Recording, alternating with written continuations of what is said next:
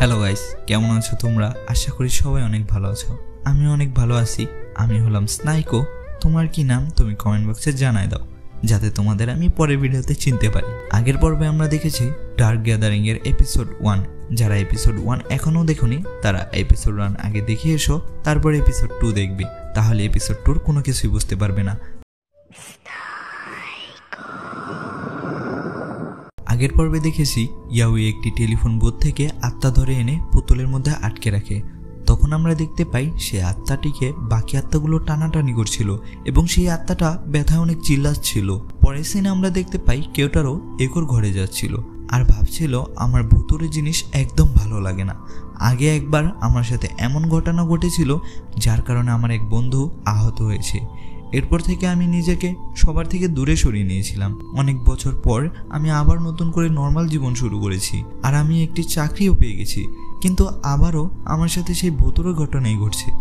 তারপর কেউটারও একর ঘরে চলে যায় আর তখন ইয়াওই দরজা খুলে আর কেউটারও দেখতে পায় তার হাতে একটি পুতুল, আর সেটা সে দেখে আরো ভয় পেয়ে যায়। তারপর কেউটারও ইয়াওইকে প্রাইভেট পড়ায়। প্রাইভেট পড়ানো শেষে ইয়াওই বলে আমি আবারও আরেকটি ভুতুরে জায়গায় যাব। তখন কেউটারও ডাইরেক্ট মানা করে দেয়। তারপর ইয়াইউ আর আইকো তাকে নিয়ে মজা করতে থাকে আর তাকে ভীতু বলতে থাকে। তখন কেউটারও বলে আমাকে একটি আত্মা অভিশাপ দিয়েছিল আর এই অভিশাপের জন্য আমার সময় মতো চিকিৎসা করাতে হয়। তারপর তারা সবাই আবারও বের হয়ে যায়। তখন কেউটারও গাড়িতে ভাবে তাকে কিভাবে তারা যাওয়ার জন্য রাজি করিয়েছিল। তখন কেউটারও ভাবে সবসময় একো কেন ইয়াওইর দলে থাকে, একোর তো কোনো না কোনো সমস্যা আছে। তখন ইয়াওই জিজ্ঞাসা করে তোমার কি এই অভিশাপের চিকিৎসা বাইরে গিয়ে করাতে হয়? তখন কেউটারও বলে আমার সাথে এমন একটা ঘটনা ঘটেছিল, তারপর থেকে এই অভিশাপটা পেয়েছি আর এটা ঠিক করার জন্য আমার বারবার এক্সারসাইজ করতে হয়। তখন একো ইয়াওইকে বলে আমরা যে মন্দিরে যাচ্ছি সেখানে একটি পূজারী আছে যেটা কেউটারোর দাদি। তারপর সবাই মিলে সেই মন্দিরে পৌঁছে যায়। সেখানে আমরা কেউটারোর দাদিকে দেখতে পাই এবং সেই ইয়াওইকে দেখে অনেক রেগে যায় আর কেউটারোকে বলে তুমি এই মেয়েকে কেন নিয়ে এসেছো? এই মেয়েটা অনেক খারাপ। এই মেয়েটা আজ পর্যন্ত 5টা বৌদ্ধ মূর্তি ভেঙে ফেলেছে। তখন ইয়াওই বলে 5টা না 7টা মূর্তি ভেঙেছি। তখন দাদি ইয়াওইকে সেখান থেকে চলে যেতে বলে, কিন্তু কেউটারো তাকে থামিয়ে দেয়। তখন তার দাদি বলে তুমি আমাকে কেন থামাচ্ছ? তখন কেউটারও বলে ইয়াওই আমার স্টুডেন্ট, আমার কর্তব্য তাকে বাঁচানো।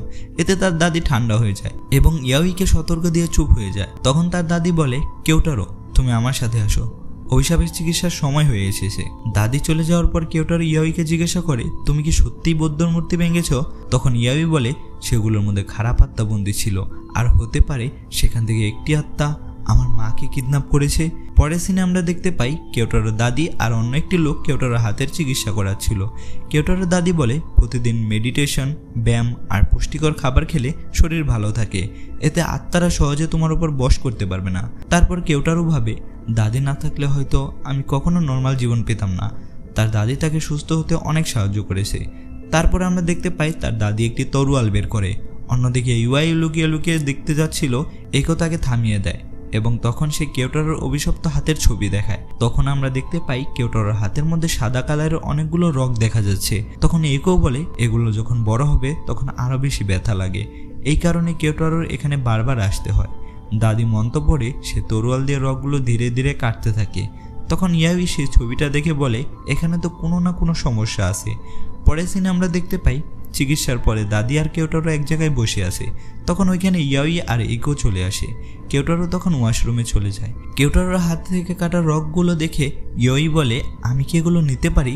তখন দাদি মুখ ভেঙে বলে হ্যাঁ তুমি নিতে পারো, তোমার তো আবার ভুতুরে জিনিস ভালো লাগে। তখন দাদি ইয়াওই আর একোকে একটি ভুতুরে গল্প বলে।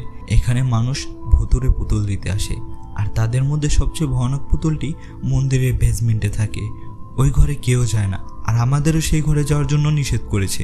অন্যদিকে আমরা কেউটারোকে দেখতে পাই সে রাস্তা দিয়ে হাঁটার সময় একটি পুতুল পায়। সে পুতুলটি হাতে নেওয়ার পর তার সাথে অন্য কিছু হয় আর সে ভাবে এই পুতুলটি হয়তো এখানে দাদি রেখে গেছে, এই পুতুলটি মন্দিরের বেসমেন্টে রাখা উচিত। তাই সে এটা রাখার জন্য বেসমেন্টের দিকে যেতে থাকে। অন্যদিকে দাদি বলে ওই বেসমেন্টের ভিতর যে যাবে ওইখান থাকা আত্মা তার ভিতরে ঢুকে যাবে আর সে আত্মাটা মানুষকে কন্ট্রোল করবে।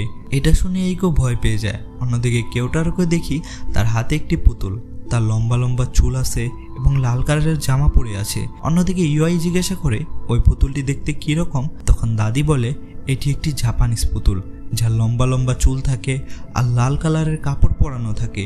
এটা শুনে ইয়াই অবাক হয়ে যায় আর বলে আমার তাড়াতাড়ি সেই বেসমেন্টে যেতে হবে।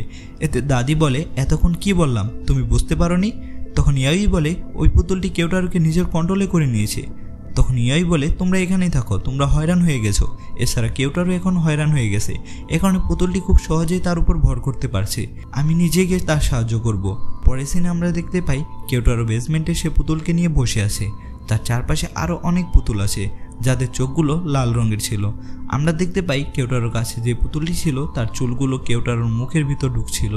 তখন কেউটারোর জ্ঞান ফিরে আসে এবং সে চুলগুলো তার মুখ থেকে বের করার চেষ্টা করে, কিন্তু কেউটারো কোনো কিছুই করতে পারে না। কেউটারো তার দাদির কথা মনে পড়ে, সে তাকে বেসমেন্টে যেতে মানা করেছিল। তারপর ধীরে ধীরে কেউটারো অজ্ঞান হতে থাকে আর তখনই সেখানে ইয়াই চলে আসে। ইয়াই পবিত্র তরোয়াল দিয়ে সবার প্রথমে পুতুলের চুলগুলো কেটে দেয় আর তখন সে পুতুলটাকে বলে তোমাকে মানুষের উপর ভর করার পারমিশন কে দিয়েছে? তারপর সে পুতুলটির মাথা কেটে দেয় আর সেখানে থাকা বাকি পুতুলগুলোকে বলে তোমরা যদি কোনো মানুষের উপর ভর করতে চাও তাহলে তোমাদের সবার মাথা কেটে দিব। তারপর সব আত্মাগুলো ইয়াইকে দেখে ভয় পেয়ে যায় আর পুতুলগুলোর লাল চোখ বন্ধ হয়ে যায়। তখন ওইখানে এইকো আর তার দাদি চলে আসে। ইয়াই কেউটারোর মুখ থেকে পুতুলের চুল বের করে আর কেউটারোকে বাঁচিয়ে নেয়। কেউটারো ভাবতে থাকে এবার তো আমি নিজের ভুলে এখানে ফেসে গেছিলাম, তাও ইয়াই নিজের জীবন বাজি নিয়ে আমাকে বাঁচিয়ে দিল। আর সে তার দাদির কথা মনে করে, তার দাদি শুধু শুধু ইয়াইয়ের উপর রাগ করেছে। এরপর সবাই ঘরে চলে যেতে থাকে। কেউটারোর দাদি সবাইকে সাবধানে যেতে বলে। তখন কেউটারো তার দাদিকে বলে এটা আমি প্রথমে বলতে পারতাম না, কিন্তু এখন বলবো। ইয়াই অনেক ভালো মেয়ে, এছাড়া আমি যদি আমার চাকরির কথা বলি তাহলে ইয়াই আমার প্রথম স্টুডেন্ট আর আমি ওর খেয়াল রাখতে চাই। তখন দাদি চমকে যায় আর বলে ইয়াই যে বৌদ্ধ মূর্তিগুলো ভেঙেছে সেগুলো তাকে ভয় দেখাবে। এখান থেকে যাওয়ার আগে তোমরা কোনো গিফট নিয়ে যাও আর প্রার্থনা করে যেও। তখন দাদি আরও বলে তুমি আত্মাকে অনুভব করতে পারো, এটা কোনো খারাপ না, এতে করে তুমি তোমার পরিবার বন্ধু সবাইকে বাঁচাতে পারবে। আর যদি কোনো বিপদ হয় তাহলে আমি তো তোমার সাথেই আছি। তারপর সবাই ঘরে যেতে থাকে। তখন কেউটারো ইয়াইকে ছোট্ট ছোট্ট বুদ্ধর মূর্তি গিফট করে। এটা দেখে ইয়াই খুশি হয়ে যায় আর সে বলে এগুলোর বদলে আমি তোমাকে আমার রুমের পুতুলের কালেকশন দেখাবো। এটা শুনে কেউটারো চিন্তায় পড়ে যায়। পরের সিনে আমরা দেখতে পাই ইয়াই কেউটারোকে তার পুতুলের কালেকশন দেখাতে নিয়ে যায়। ইয়াই যখন তার পুতুলের ঘরের দরজা খুলে ইয়াইকে দেখে সে আত্মাগুলো পুতুলগুলো ভয়ে কাঁপতে থাকে। এটা দেখে কেউটারও কাঁপতে থাকে। তখন সে এটা ভাবে এরা সবাই এখানে আগে থেকেই ছিল, কিন্তু আমি কখনো অনুভব করতে পারিনি। তখন কেউটারো ইয়াইকে বলে আমি যা ভাবতাছি তা কি সত্যি? তখন ইয়াই বলে হ্যাঁ, এখানে আমি সবথেকে ভয়ানক ভয়ানক আত্মাগুলোকে বন্ধ করে রেখেছি। তারপর ইয়াই সে পুতুলটাকে তার রুমের ভিতরে রাখে যেটা কেউটারোকে ধরেছিল। তারপর কেউটারো দেখতে পায় সে পুতুলের কাটা মাথা তার হাতের রগ দিয়ে বেঁধে রেখেছে। তখন কেউটারো বলে তুমি কি এগুলোর জন্য দাদির থেকে পারমিশন নিয়েছিলে? তখন ইয়াই বলে দাদি অনেক হয়রান ছিল তাই আমি তার থেকে পরে পারমিশন নিব। যখন ইয়াই সে পুতুলটাকে টাচ করে আর সে পুতুলের চোখ দিয়ে রক্ত পড়তে থাকে, তখন কেউটারো ভাবতে থাকে আমি চেয়েছিলাম ইয়াইয়ের খেয়াল রাখবো, কিন্তু আমি ওর যত ক্লোজ হচ্ছি আমি নিজেকে নর্মাল জীবন থেকে তত দূরে সরিয়ে নিচ্ছি। আমি কি এটা করতে পারবো? তখন পিছন থেকে এইকো এসে কেউটারোর কাঁধে হাত রাখে। এতে কেউটারো আরো ভয় পেয়ে যায়। কেউটারো এইকোকে বলে আমাদের এই রুম থেকে দূরে থাকতে হবে, এখানে যে কোনো সময় কোনো কিছু হয়ে যেতে পারে। তখন এইকো বলে কিচ্ছু হবে না, যখন থেকে ইয়াই এখানে এসেছে সব কিছুই নর্মাল, এগুলো শুধু সামান্য পুতুলের কালেকশনই তো। তখন কেউটারো ভাবে এইকো আত্মাদের দেখতে পারে না, তাই সে ভাবছে এগুলো নর্মাল পুতুল, এগুলো কোনো পুতুলের কালেকশন না, এগুলো হলো আত্মার কালেকশন। তখন ইয়াই রুম থেকে বের হয়ে যায়। তখন ইয়াই রুম থেকে বের হয়ে বলে অজুকি পরিবারের কিচ্ছু হবে না আর আমি তোমারও কিচ্ছু হতে দেব না, এর জন্য আমার তোমার হাতের নখ চাই। এটা শুনে কেউটারো আরও ভয় পেয়ে যায়। আর এপিসোড নাম্বার 2 এখানেই শেষ হয়ে যায়।